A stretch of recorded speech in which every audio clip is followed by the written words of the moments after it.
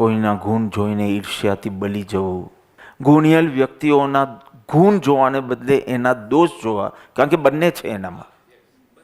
એ સર્વજ્ઞ નથી, છદ્મસ છે. એટલે જો આનામાં ગુણ છે તો આનામાં કોઈ દોષ બી છે, આનામાં ગુણ છે તો આનામાં દોષ બી છે. કઈ રીતે સમ્યક દર્શન સાથે એને જોડવું? ઉપગુહન, સ્થિતિકરણ, વાત્સલ્ય, લવ અને હેલ્પ ટુ પ્રમોટ પ્રભાવના.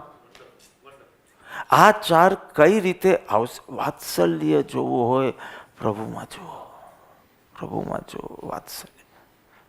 અંબાલાલભાઈને સાઇડલાઇન કર્યા ને તો તમે 53 પછી જુઓ તો ઘણી જગ્યાએ, એને તો it was only Ambalal secretary.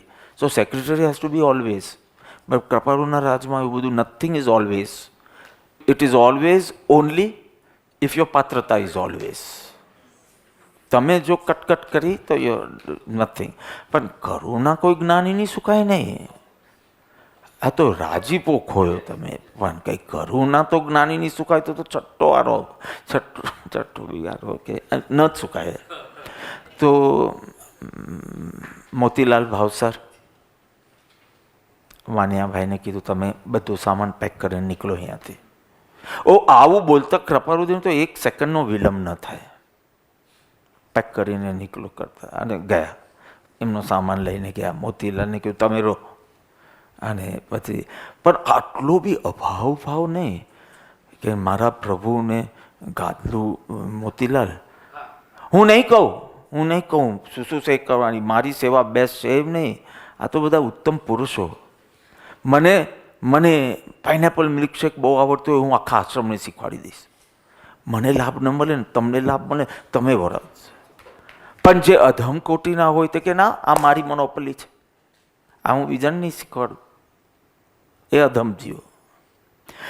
અંબાલાલે બધું સમજાવી દીધું ટૂંકમાં. આમ કરજે, રાતના 3 વાર ઉઠીને ચેક કરજે ગાદલું ને ઓઢવાનું ને સાહેબજીનું તો બધું કે ગમે તારે પેલું એ હોય ને ગાથા ને એ બધું સમજાવ્યું. કૃપાળુદેવ કીધું 2 ગાદલા નહીં જો, મને ગાદલું આ વખતે નહીં જો, 1 રાખ્યો, તમારા માટે રાખો. એ બી એમને થયું કે પિચકા ઉપર કરી દઉં, સાહેબજી જરા શાંતિથી આરામ કરે વગેરે વગેરે. લાંબુ છે. અને કે આટલું જ રોટી, આટલી જ રોટલી ખાઈશ, શાક એક જ, એ પણ પાણીમાં બી નહીં ને ઘીમાં બી નહીં, દૂધમાં કરેલું હોય વગેરે વગેરે ઇન્સ્ટ્રક્શન આપી દે. That's it, over. ત્યાં બેઠો અંબાલાલને તો એ થવું જોઈએ ને, વિરોધ કે અભાવ કે દુઃખી. એને થયું કે એક દિવસ પ્રભુને ચૂરમું પહોંચાડી, આખો દિવસ આવું ખાય છે. પણ એને તો મનાય જ છે. એટલે એને મોતી I am not going to take any risk ના. આવી તો મને ના પાડી દેશે તો મને પરવડશે નહીં. માન તો સેવા મળી ને બીજી વાર ક્યારે મળશે. અંબાલાલને આવવાની કોઈ વાત નહીં જેટલા દિવસ ઉતરશે. દરરોજ પૂછે અંબાલાલ હતા, વાણિયાભાઈ હતા, જ્યારે તમે જમવાનું લેવા ઘરે ગયા, ભોજન બનાવતા હતા નવલબેનને નવડાવીને આ તે કરીને, એ ત્યારે અંબાલાલ વાણિયાભાઈ હતા એમ કે. બધું કેમ દરરોજ યાદ કરતા હતા મને? હું એમ સમજુ હું હમણાં અંબાલાલ છે. કેમ મને દરરોજ યાદ કરતા હતા? એ હતા, એ આજે કેમ નહોતા? આવવાનું તો નહીં જ, એને એની પનિશમેન્ટ તો મળી. મેં કીધું પ્રભુ તમારું હૃદય એટલું ખૂણું છે કે તમને ન રાખીને તમે એમને વધારે યાદ કર્યા. કેળા ગયા તો કે છે અંબાલાલ અહીંયા છે. તો ભાવસાર કે છે, પણ આપ પૂછો તો જ કહેવાનું કીધું છે, નહીં તો દયા ખાવાનું નહીં. મારી ભૂલ છે તો મારી પનિશમેન્ટ ભોગવવા. કોઈ આવે સત્સંગમાં. એટલે સમ્યક દ્રષ્ટિ હતા ને, એમનું વાત્સલ્ય તો ક્યારેય સુકાય નહીં. ન્યાય કરતા બી સુકાય નહીં, સજા કરતા બી સુકાય નહીં. વાત્સલ્ય સમ્યક દર્શનને આ દરવાજાથી જો એન્ટર ન થાય, નિશંકતા વગેરે, એટલીસ્ટ અહીંયાથી તો ટ્રાય કરીએ, પાછળના 4થી, અને ધીમે ધીમે 8 અંગ આવી જશે એટલે સમ્યક દર્શન. એટલે ઉત્તમ ચીજો છે.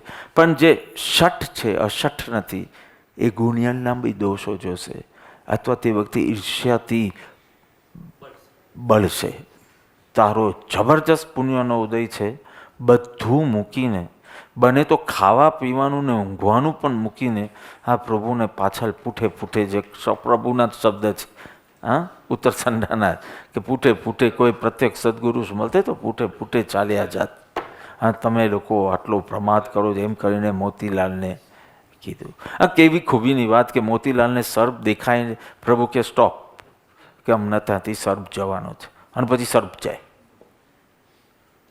હવે જેને મને સર્પ દેખાતો નથી એ સર્પ જેને દેખાય તો મારી આત્માની પરિણતિ શું થવાની છે એમને જણાય. તું ચૂપ રહીને ખાલી આજ્ઞા પાળ, તારું દોઢ ડાપણ નહીં કર તો આખી બાજી બગાડી દેશે. એક વિકલ્પ બી તારી બગાડી દેશે. તો જો એ વચનમાં ઉતરું કે વર્તનમાં ઉતરું તો પછી કોણ બચાવશે? કારણ કે ઈશ્વરથી તું વિરુદ્ધ જાય તો હવે કોણ બચાવશે તને? ઘણા બધા પરીક્ષા કરવા આવતા. એક આ મોતીલાલ ભાવસાર, એને એક સ્થાનકવાસી સાધુએ કીધેલું કે આવો કંઈક નિશ્ચયવાદી કોઈ આવ્યો છે આ ગામમાં, શ્રીમદ ભવાનિયાનો કોઈ વણિક આવ્યો, તે એની પરીક્ષા કરવી જ કે ખરેખર જ્ઞાની છે કે નહીં. તો તું જઈને એમનું ધોતિયું ખેંચી લે, અને જો એ સંભાવે રહી શકે તો એ મહાત્મા છે ને, નહીં તો એકાંત નિશ્ચયવાદી છે, કારણ કે આત્મા આત્મા જ કર્યા કરે છે. આવું. અને એ પરીક્ષાથી ગયા હતા. તો તમે વિચાર કરો, 2 વર્ષમાં તો પર્સનલ સેવામાં, પણ કેટલાકની શરૂઆત આવી થઈ છે. બધાની સાષ્ટાંગ દંડવતથી નથી થઈ, પણ એટલું હતું કે ત્યાંના વખતના લોકો બધા સાષ્ટાંગ દંડવત કરતા, અને એ કેટલા સહન ન કરી શકે. અને મુનિઓ કરવા લાગે. લલુજીનો તો કયો નિયમ લાગુ પડતો હતો સાષ્ટાંગ, તો એ કેટલાકને ગમતું નહીં કે ગમે તેટલા સારા પુરુષો હોય પણ તમે તો સાધુ છે. તો કે હવે અમને જે ભાવ સાધુપણાનો મર્મ સમજાયો ને, તો અમને હવે આ દ્રવ્ય સાધુપણાનો કોઈ અહંકાર જ રહ્યો નથી. અને પછી તો લોકોને માનવું હોય તે માને ને કરવું હોય તે કરે, એમ કરીને કરતા. તો આ કંઈ એવી રીતે નહોતા ગયા, આવી રીતે ગયા હતા. પણ જેટલી વાર પ્રભુની નિકટ આવે એમની એમ કાયોત્સર્ગમાં હોય, ક્યારેક બેઠા બેઠા કાયોત્સર્ગમાં, ક્યારેક આ પરીક્ષા કરતાં કરતાં એ તો વિકલ્પ છૂટી ગયા. એમાંથી મહાત્મા કોઈ બોલે તો કે નહીં એ ભગવાન છે, એ મહાત્મા નથી, એ ભગવાન છે, આવી પ્રતીતિ થતી. તો આ બધી શ્રદ્ધા પ્રેમ પર અપ્રમત્ત શ્રદ્ધા પુરુષાર્થ જોઈશે ને આપણા પક્ષે.